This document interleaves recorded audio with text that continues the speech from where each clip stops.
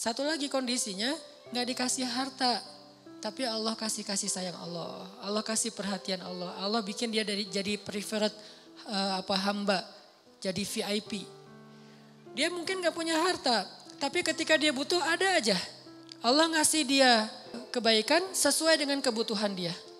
Ya Allah, saya udah lama nih ngontrak pengen punya rumah sendiri. Tiba-tiba Allah mudahin rezekinya bisa beli. Udah gitu normal lagi rezekinya. Ya Allah, kayaknya saya butuh kendaraan biar lebih nyaman dalam beraktivitas. Biar lebih nyaman saya ngelakuin kegiatan-kegiatan sosial. Biar lebih nyaman saya berdakwah kalau dia seorang dai. Allah kasih harta, beli mobil sesuai dengan kebutuhan dia. Akhirnya normal lagi. Jadi grafiknya itu sesuai kebutuhan. Bukan naik, dia nggak butuh dan itu bahaya. Dia grafik rezekinya naik, sementara nggak berbanding lurus dengan kebutuhan itu malah jadi bahaya. Akhirnya larinya kemana? Ke entertain. Kalau grafik rezekinya naik sesuai kebutuhan, itu akan istilahnya berkah, bermanfaat banget. Kayak misalnya tiba-tiba dia dikasih rezeki karena emang bentar lagi anaknya mau sakit. Sebelumnya Allah udah siapin. Tiba-tiba dapat beberapa usaha, proyek dan segala macam. Dapat untung anaknya sakit.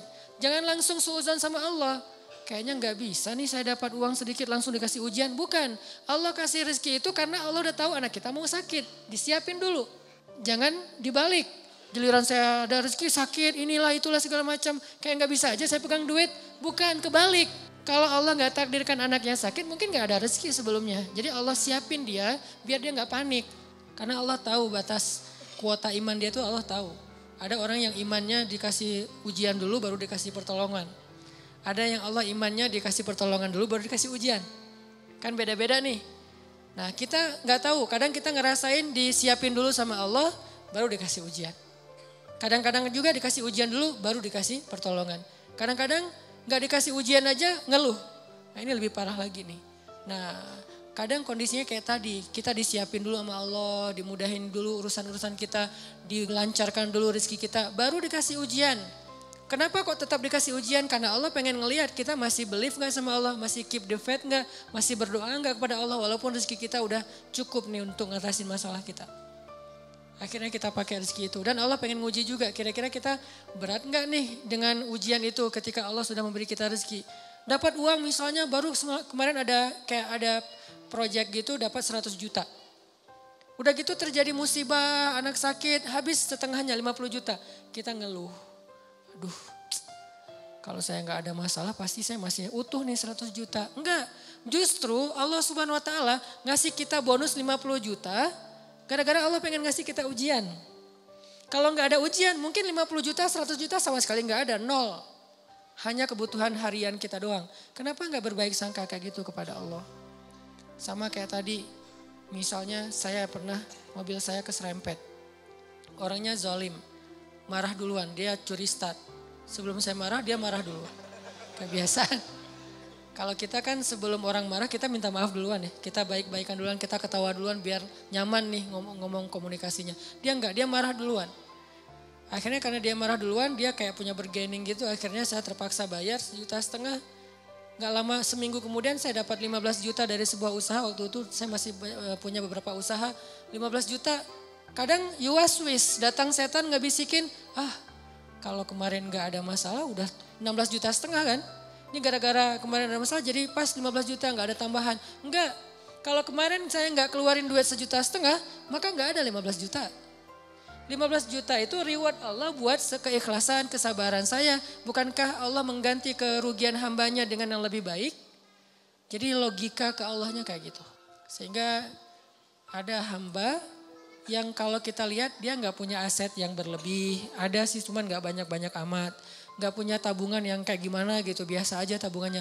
Masih normal banget, bahkan sedikit riskan. Ini gimana kalau anaknya sakit gak ada duit? Kan ada Allah.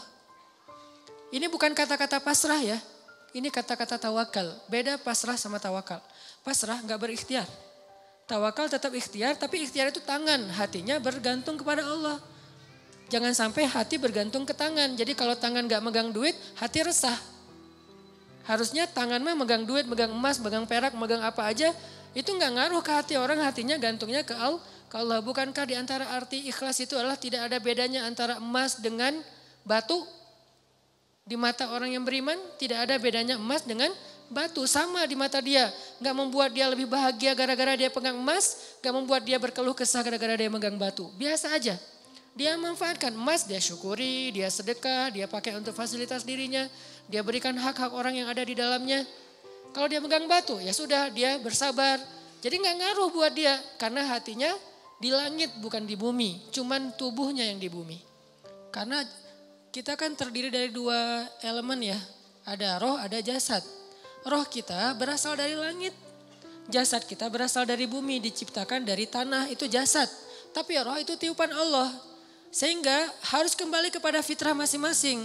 Roh itu adanya hati, maka hati kita harus selalu terikat dengan langit. Walaupun realitasnya tubuh kita tetap berada dan berpijak di bumi. Jangan sampai hati ikut-ikutan berpijak di bumi. Inilah yang jadi bahaya. Ketika hati kita udah berpijak di bumi, saat itu kita keluh kesah, saat itu kita kurang bersyukur, saat itu kita jadi banyak masalah. Jadi ada kayak keresahan gitu, oh dia asetnya pas-pasan, tabungannya sedikit, kalau anaknya sakit gimana? Kalau dia ada masalah nanti gimana? Dia pakai apa? Dia asuransi gak ikut segala macam. Ini kalimat-kalimat orang yang mungkin masih lebih percaya kepada fasilitas harta daripada hubungan dengan Allah. Ini saya lagi ngomongin hati ya, tidak ngomongin bab ikhtiar.